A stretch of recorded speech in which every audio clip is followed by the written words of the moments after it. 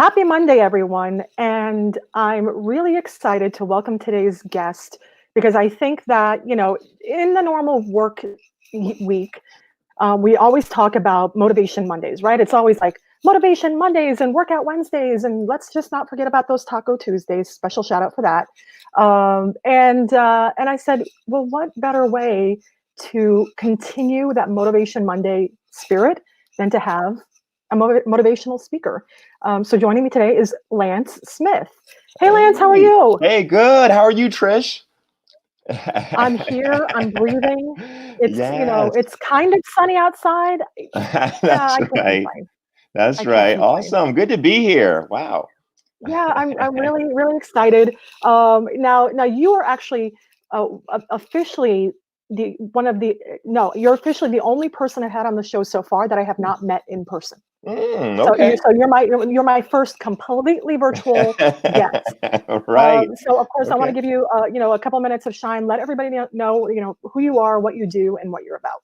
Okay, awesome, awesome. Lance Smith, people know me as Claysmile. I own a company called Claysmile LLC, and it's made up of four different business lines. So one is Maryland Motivators, which is a talent agency of dancers and party motivators and Zumba instructors, and we do various types of events from Zumba dance parties to bar and bar mitzvah parties. Another business line I have is my main business line as a motivational speaker, and that's called the Lance Smith Team. And I work with a lot of schools and corporations, and I deliver a lot of presentations about mental health and wellness.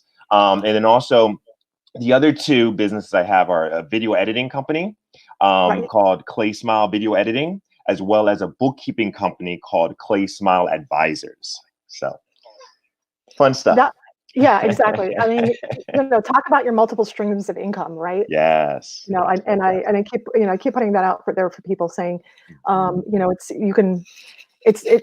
I'm just not. I've never been a person comfortable with putting all of my eggs in one basket Mhm. because I've been there when the basket frays and then all your eggs fall out. Yes, absolutely. When we were chatting just before the show, you were Mhm. telling me that you started this company while you were still in college. Mhm. So what was that progression? Like what happened in college? Did you attend something like a seminar? Was it like one definitive moment? Or was it like a gradual buildup and you said, nope, this is what I want to do with my life? Okay, well, so interesting. So my oldest brother, Marlon Smith, is a motivational speaker, and so he was Okay. the one that kind of introduced me to the whole industry.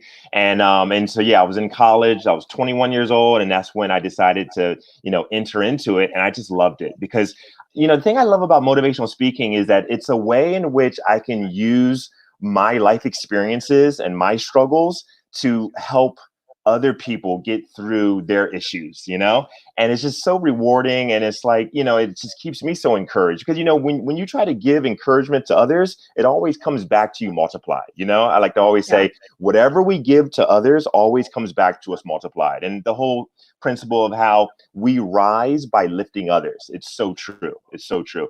So in a way, it's like therapeutic for me. It's always been very therapeutic and healing for me as I visit these schools and do these presentations. And now, I have to, because of COVID-19, I've had to pivot into doing virtual speaking, which is a very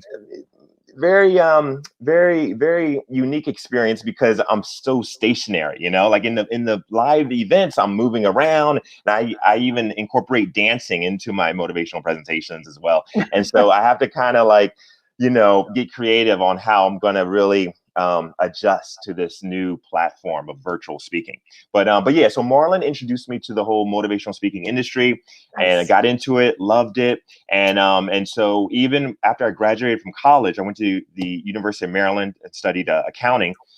Even after I graduated and started working full time as an auditor for the federal government, I still continued to do motivational presentations on the side as a side business. And then I spent like 6 years working as an auditor for the government. And then finally, I made the decision that I was going to transition into becoming a full-time motivational speaker. And so that was in 2010. Became a full-time motivational speaker. And then also I picked up Zumba. I took the Zumba Yeah. instructor training and became a Zumba instructor because I love dancing. I've always loved dancing. And so became a Zumba instructor. So then so it just started to add on more and more stuff. So then, I was not only doing motivational presentations, but also I was doing a Zumba class. And then I turned that into doing private Zumba dance parties for like little kids, like little kids' birthday Cute. parties.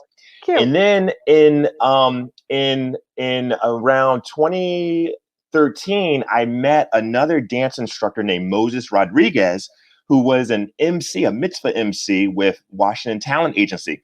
And he introduced me to the whole world of bar and bat mitzvah parties. I never knew it existed, really. I mean, I heard about it, but I never knew it was such a major industry where they had like, these big, huge events with like dancers and DJs and MCs and everything. So then I got into the mitzvah industry, and then I started to build with that as well. So it's just been just a progression. And then, the whole bookkeeping thing, well, accounting is my background. And so I was able to build a bookkeeping business. I don't actually run it, but I just oversee it. So I have accountants under me. And then recently, as I mentioned to you a couple months ago, I started a video editing company, and similar, where I don't actually do the editing, but I manage my editors. So fun stuff. And it's just, and I bet if I were to do a deep dive into sort of like your personal life, you're probably like a professional cook, and you've got like a whole bunch of things. Well, and I say that only because it doesn't seem like the type of personality that doesn't do things halfway. Like Yes. I won't use the word half-assed, but I will say that when you commit to doing something, that you like to throw all of your effort into doing that something well. Absolutely. And that's certainly something that a lot of people can learn from, especially these days. Because I think it just kind of goes to show, you just keep trying.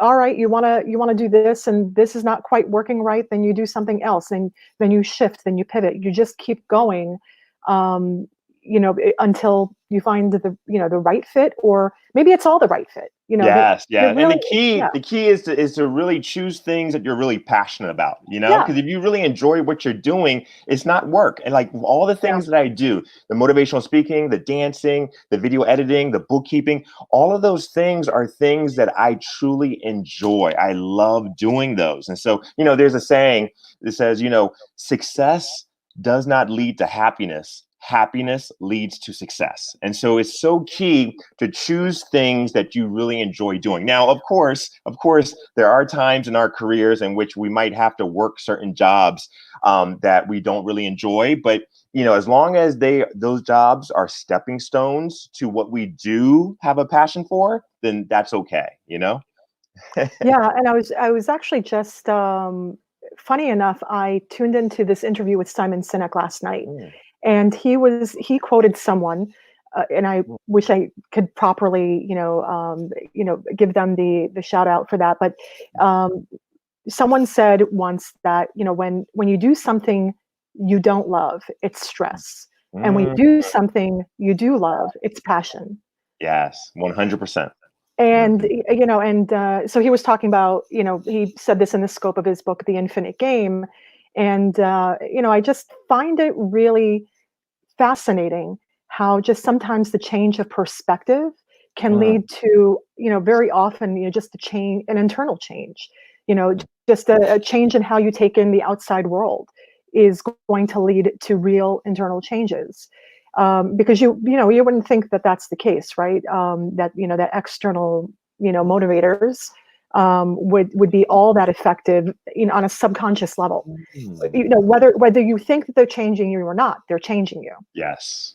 Mindsets are contagious. Energy is contagious. Yeah. And so, when you go into an environment, your vibe, it really does make a change. And just like you said, and even if it's subconscious, you're right.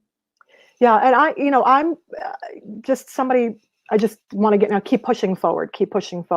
And certainly, your business model, to get a little bit further into that, and all the things you have going on right now, I'm really fascinated. You have now your own interview program that you're in the final stages of putting out. So you're going to be interviewing people on mental health and motivation and what you talk about Yeah, it. so it's called Rocket Fuel. I'm really excited Yeah, about it. And the theme is this. The theme is we're taking older generations and giving them an opportunity to share insight and inspiration with younger generations, because I think about, like, even in our families a lot of times too, where the communication between the older generation and the younger generation is not there, and there's so much that we can learn from the older generations. And now when I say older generations, it's all relative, right? So even on the show, I'll have like 25-year-olds though speaking to teenagers, and so I just love it right. because it's just a way in which I'm going to, help people tell their stories and really document their life lessons, because every life is a story. It really is, It is. and there's something to be learned from every experience. Yeah, 100%. I'm right there. I'm right there with you. And in terms of the conversations you've been probably having on a personal, on a professional level, especially with companies, when you're dealing with clients, and some clients who have canceled, some clients that have rebooked, are there common themes, like common emotional themes that you're hearing from your clients? Because I know you're probably like me. Yes, you're a business owner. Yes, you have 100 things going on. And one of those hats that sometimes we wear is therapist. Mhm, Sometimes it's, we form these personal relationships with people, mhm, mhm, and it's important to, sometimes just be that shoulder to cry on, or mhm. that lend an ear. So have you had those conversations with clients, and have they been individualized to that, client, or is there one occurring theme in Mm. what you've been hearing? So, okay, so regarding the mitzvahs, right? Yeah. So most of my clients are DJ companies, right? And so, yeah, everything's been shutting down and everything. So, but yeah, I do experience, I have noticed that there's just a general anxiety just because, this has never happened before. Like we're really going Right. through a journey that we haven't been before. So there's no like blueprint on what to do, how to think, and everything. But just by nature and what I do and who I am, I'm a very positive person, right? Right. And so, my thing is, not to appear, preachy or anything, but just to really try to always, share hope, Yeah. share enthusiasm, share, my positive energy. I think about it like this, in life, all of us have to become one of three things: a potato, an egg, or a coffee bean. If you put a Okay. potato, if you put a potato into hot boiling water, the hot water will change the potato into becoming soft, right? If Right. you place an egg into hot boiling water, the hot water will change the inside of the egg into becoming hard, right? Right.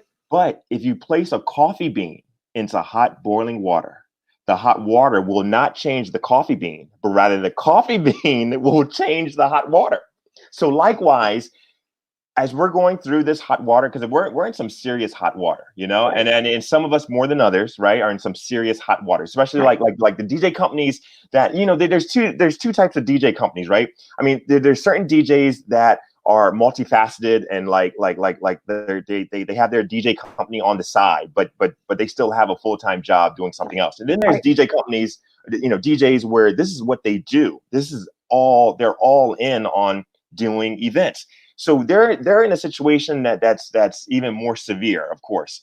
So, but my whole thing is about the hot water is that, hey, look, you know what? There's certain things that we can control and there's certain things that we cannot control, but let's just focus on controlling the things that we can control, and somehow, some way, we can churn that hot water into opportunities to learn and grow stronger. Yeah. Yeah. It's that's an amazing way to look at things. Hmm. And certainly, when you're talking about people and developing sort of strategies and plans, if there would be like the top three things that you could say someone could do tonight today, because that's Mm. really kind of where I think a lot of people are at. I think that either people have, you know, processed what's going on, have developed their own plans, and now are, working forward with their plans, moving forward with those plans, or they're just stuck and, stuck in the rut. And so, are there like a top three things that someone can do for themselves today, it's a Monday, start of the new week, pull it together. These are 3 things you could do to get yourself out of the rut and into like a more positive mindset and more positive thinking for yourself. Okay. Well, so in terms of entrepreneurs Yeah. who, are having to shift now, Right. in terms of entrepreneurs who have had their whole business shut down because of COVID-19, my main piece of advice for them would be kind of go back to the drawing board and think, how can you, in a virtual environment, add value the same way that you were adding value at live events? Because that's the situation. We can't control the fact that, hey, look, the live events are gone, at least temporarily, but we do have this whole virtual world. And so we have to think about, how can I add value online? And, we have to look at, what are my skills? What are my passions? And how can I turn those skills and passions into, something that I can offer online, and that's going to bring value? Because, the whole thing is that we get paid for the value that we bring to other people's lives. And so if we can figure out a way to add value, then we can, successfully pivot into this new norm. Yeah, and I think that's a great point. And I think that for some people who perhaps are a little bit tripped up on that, where perhaps they're thinking, I don't know, it's like, I don't know what my value is. I don't know what my value proposition is to people. If you're stuck in that place, sometimes it's helpful to.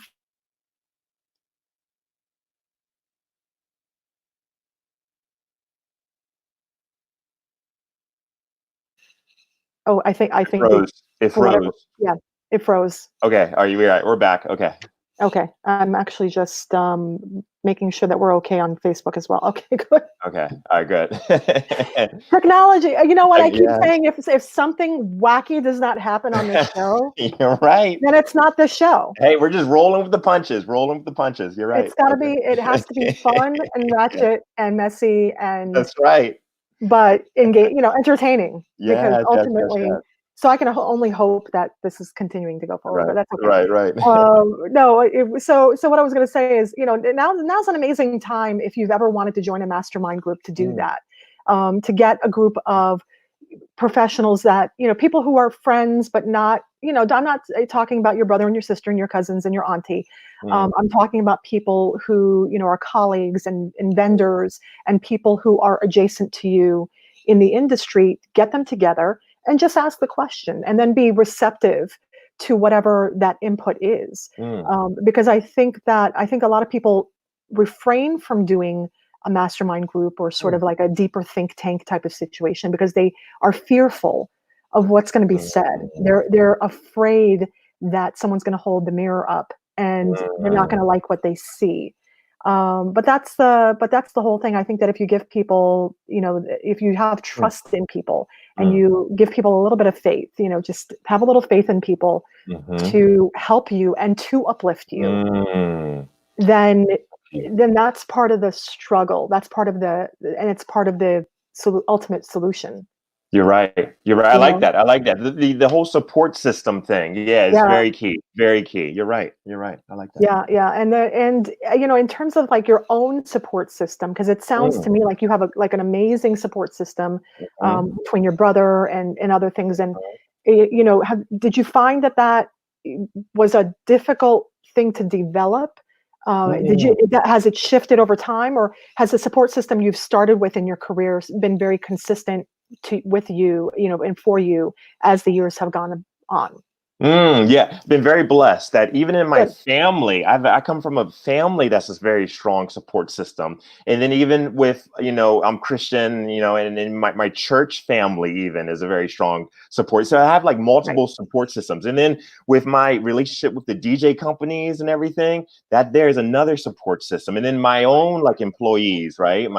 They're really independent contractors, but with my own staff, that there is a support system. And so, yeah, I've noticed that over the years. And even personally, even when I was a child. So my background is that, I grew up, I was in the special ed. I had some learning challenges and then some social anxiety issues and stuff. And so, I had some issues when I was growing up. And one of the things, though, that helped me to overcome those issues is just having a great, support system of teachers and counselors that have helped me throughout the years, which, by the way, really added fuel to my fire when I started doing motivational speaking, realizing that, I didn't make it here by myself. I didn't graduate from high school and then college and I became a CPA and everything.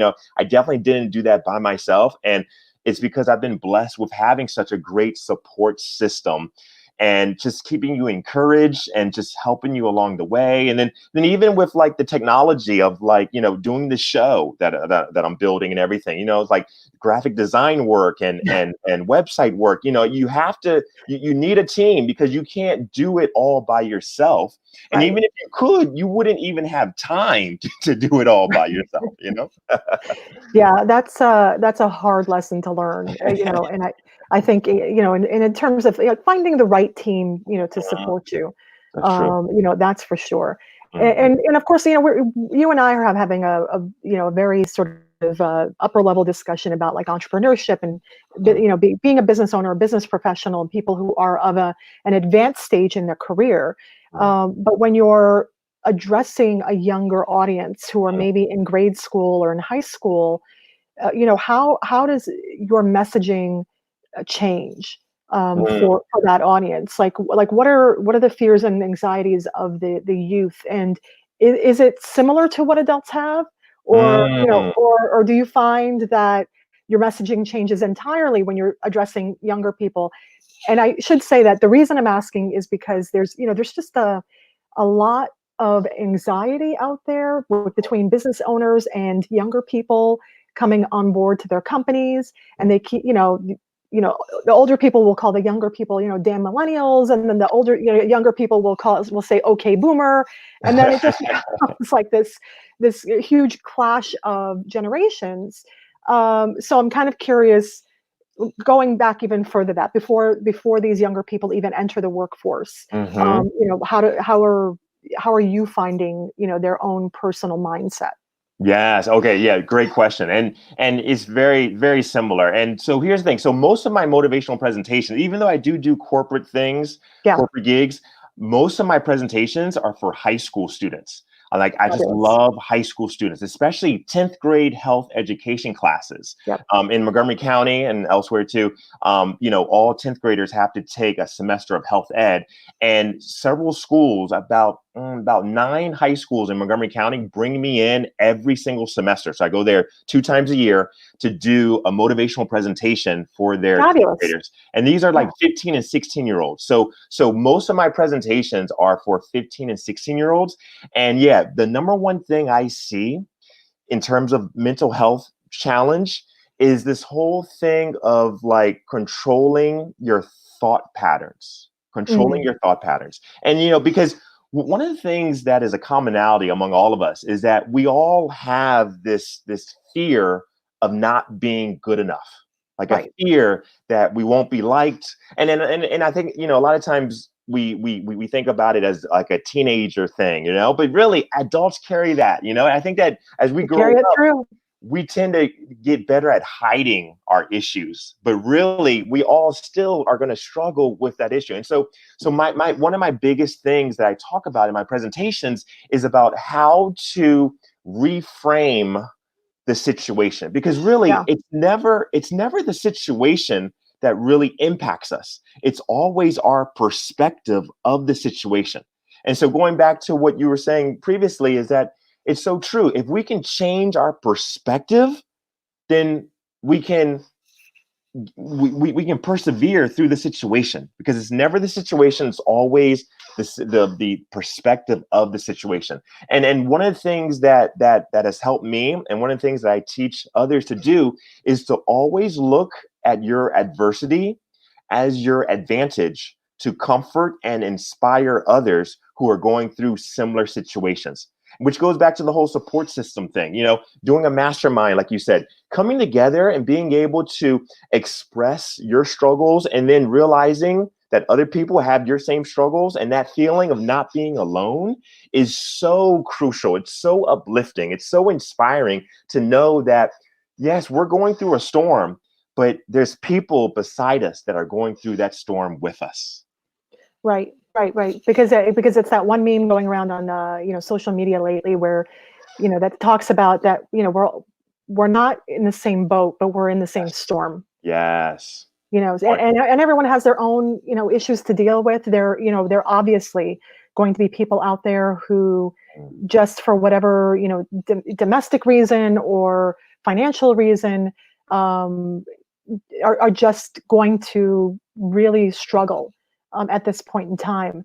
But if there's one thing that I had learned, early in life when I was, dealing with any sort of struggle or, difficulty or whatever, is that, what, the sun comes up. The sun comes up every day. And it doesn't always, and it never comes up in the same position. It's always a different sun. Right. Because of how physics work and the environment. So I think it was clinging on to that like, what, tomorrow's a different day. Tomorrow's a new day, but it's also a different day. It can be different. It can, and maybe it's just different, in a very small way. But even that, is helpful. You're right. Right? You're right. And also, too, another thing to do is keep in mind is that even with our struggles, there's still a lot there's still a lot to be thankful for. There's still a Right. whole lot to be thankful for, and not to Yeah. compare, but you know what? I think for most of us, even Right. though yes, it is a challenge for most of us who have not gotten sick. Okay, Right. I really believe that it could be a whole lot worse. And I think one thing that we have to keep in mind is that yes, it could be a whole lot worse. And there's other people that are going through this with so much more challenging, not to invalidate our struggle, but just to realize that even with our struggles, we are still very blessed. Yeah. And I think that's just a really important lesson that everyone's learning right now. If you haven't learned the lesson, then you're learning it now. And so I don't know. I can't help but have this overwhelming sense of optimism at what the world is going to look like when we come out of this, because Yeah. it's either going to be like a horrible mess out there, but I don't think so. I think that this has given us all sort of a larger perspective in terms of how the world works and who is affected by adversity and who's not affected by adversity. And I think it's just going to, if you come out of this and your eyes aren't open just a little bit more, then maybe you should go back into quarantine. I don't know. True. So maybe you should just pop back in for a little bit. Maybe you're a little underdone. Go back in the oven. That's right. That's right. And stuff like that. But a few minutes ago, I referenced Simon Sinek, who's obviously someone I enjoy. His perspective is something that I enjoy a lot.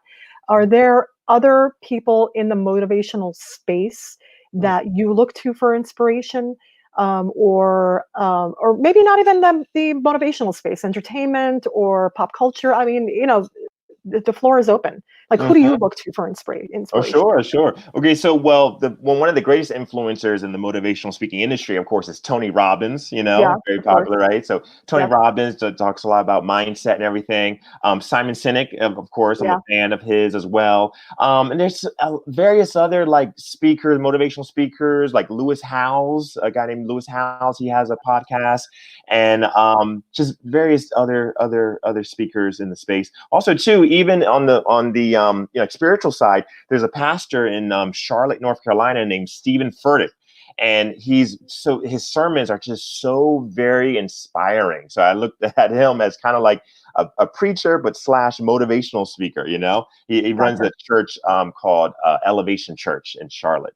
So yeah, I mean, and which is another thing about it is that on YouTube, there's all this resource of great content that we can tap into when we're feeling down that can give us that new perspective to move forward. Yeah, I was never a huge YouTube person. Like, I would kind of go on if I wanted like to see the newest, video on someone, or the newest music, this or this clip or that clip. But recently, in my podcast journey, I'm sure people have heard this 1,000 times from me already.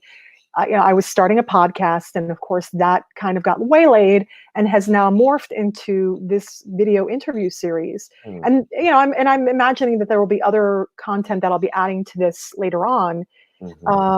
But in my deep dive in terms of analytics and setting up my channel and getting that all situated, you're right. I had no idea there was so much free content out there, good quality Yeah. content. It's not junk. I mean, there's a lot of junk out there. Let's not get that twisted. Mhm, But mhm, if you keep going and you just keep, pick a motivational speaker, look for this, mhm, look for that. There's just tons of information available for people for free, and that has also made such an amazing difference to the mhm, world. Having the podcasts, having the YouTube, having Facebook, having all these ways of connecting, because while we've never gone through this situation before as a society, well, we went through the Black Plague and we went through other things, but we didn't have electricity, True. running water, things like Mhm, that. But we also did not have ways of connection, of staying connected to each other mhm, in a very real and personal way. mhm, So getting it like into the video editing, which is mm, now, we mhm. talked about the motivation, we talked about the corporate activities that you were working on, video editing, Yes, because that's where you reached out to me. that's right. Because yes, no one has commented on it, yes, but I know my intro is a little bit janky. I get it. I did it on Vimeo in like 3 minutes.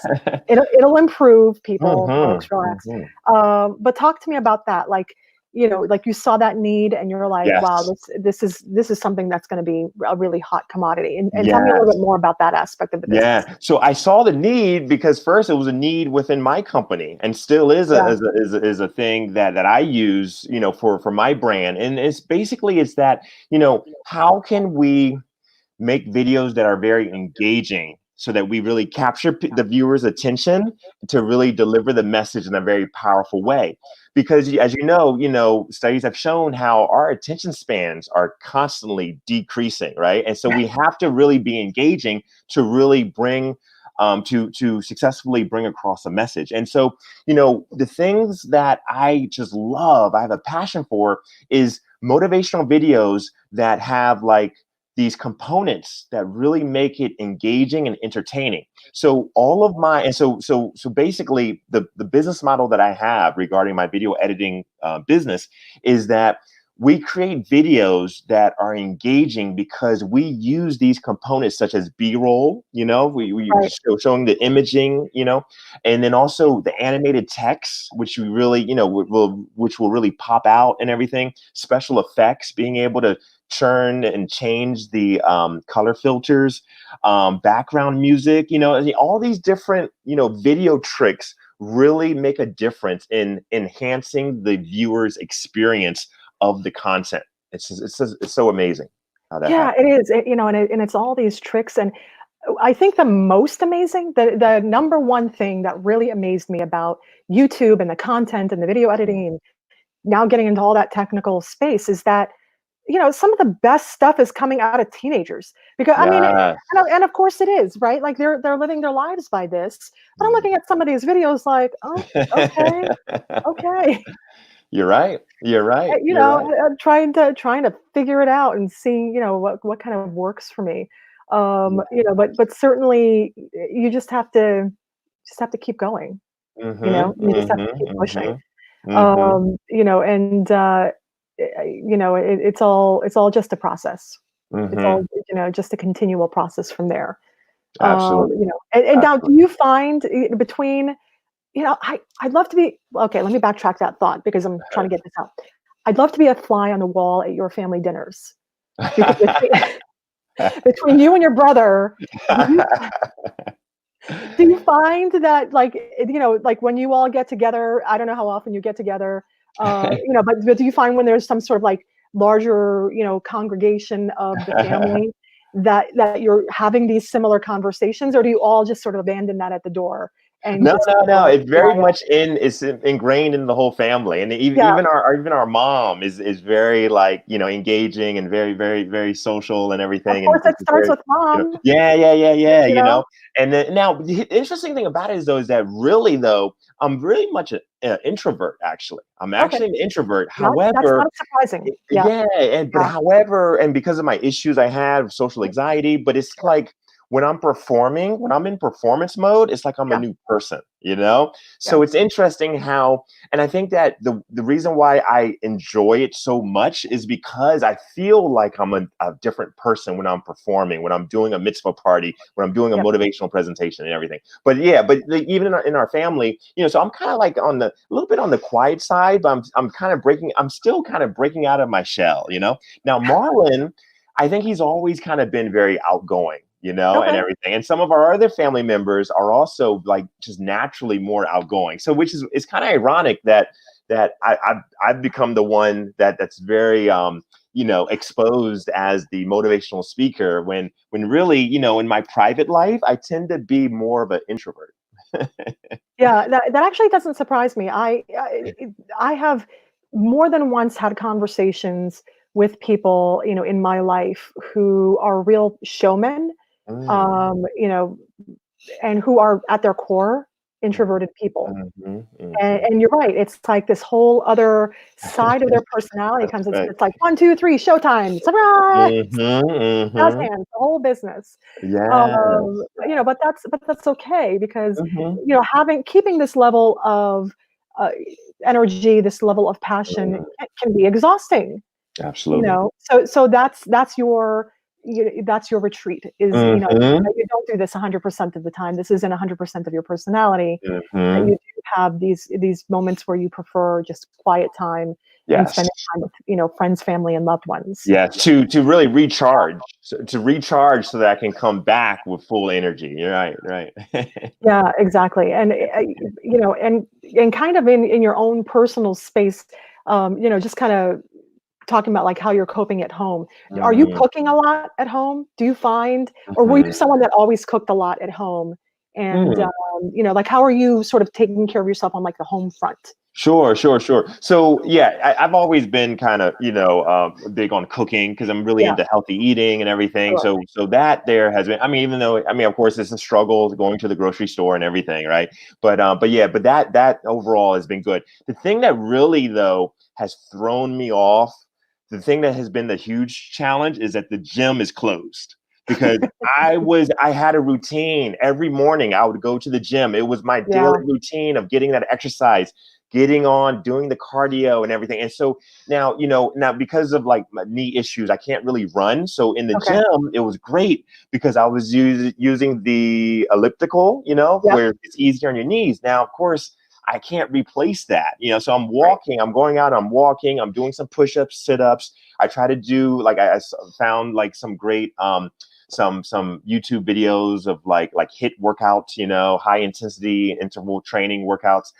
So I've been doing that, but it's not the same. It's not the same as going into the Right. gym, working with those weights and everything. I really miss that.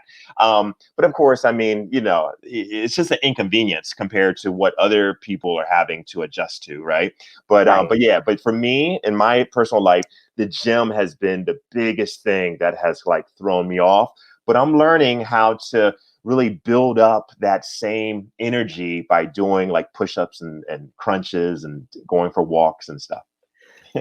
I know, just, find a way, find something to Yes. do, exactly. I've been, Yes, that's right. I haven't been angry there, there's a nice big park Mm, near where I am. And, mm, I've had really, before I started my brand, I mm, had this opportunity to go on these daily, 2-hour hikes. mm, And of course that's gone by the wayside, up until February.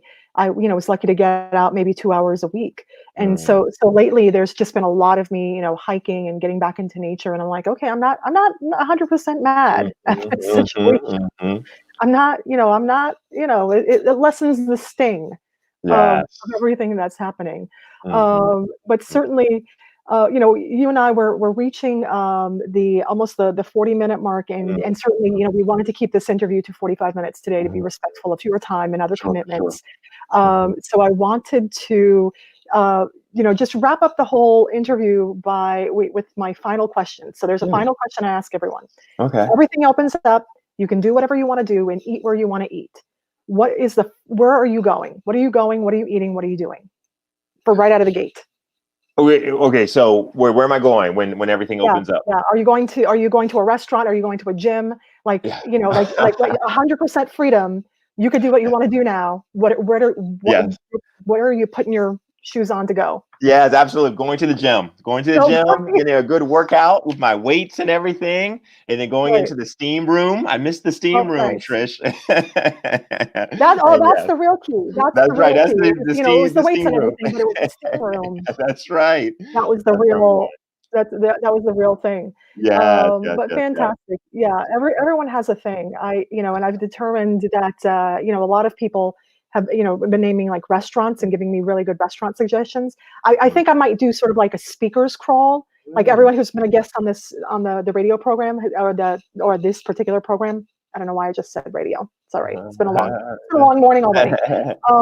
But anyone who's been a guest. And certainly I'll send you the list, and it'll be like a 5-day crawl. Just like pick your own adventure. Yes, love it. Great idea. Yeah, just so we can all just get together and hopefully give each other a great big hug. I don't know. Who knows? We might be just doing a whole lot of this. That's right. Yes. But that's okay. But Lance, thank you so much. My pleasure. If somebody wants to reach out to you now, of course, I've referenced your website in the notes of the show. But how is the best way for someone to reach out to you if they want to? Sure. So I'm really big on Facebook. So you can reach me if you keyword search Claysmile on Facebook. But like as Trish said, my website claysmile.com, Instagram Claysmile as well. So you can pretty much find me anywhere under my screen name Claysmile. Claysmile, perfect. All right, thank you so much for being my guest today. My pleasure. And I hope that the day brings you really positive things. Thank you. You too, Trish. It's my pleasure. Talk to you soon. Talk to you soon. And right. of course, anybody out there, make sure to subscribe to get updates on all of our future shows. Have a wonderful day. Thanks. Bye-bye.